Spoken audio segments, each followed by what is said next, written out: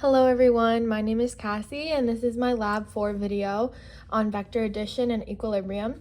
In this lab we used a force table to test how forces add together and balance each other using both graphical and analytical methods.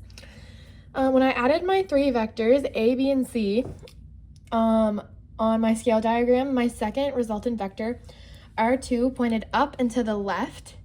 That means it's in quadrant 2 because the x component is negative and the y component is positive. You can see that clearly on my diagram here, that R2 points about 160 degrees counterclockwise from the x-axis.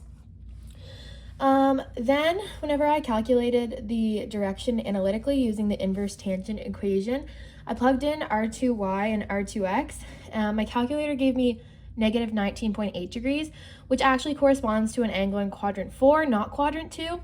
So then I had to correct the direction because I knew from my diagram and my component that R2 had a negative x and positive y.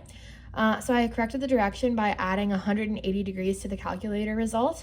So 180 minus 19.8 was 160.2. And then because I knew from my diagram and, that correction placed R2 correctly in quadrant 2, matching the direction on my scale diagram. My analytical resultant came out to be 1.18 n at 160 degrees, and my graphical measurement was also 1.18 n at 160 degrees. Since these matched within uncertainty, it showed that my vector addition and equilibrium setup were accurate.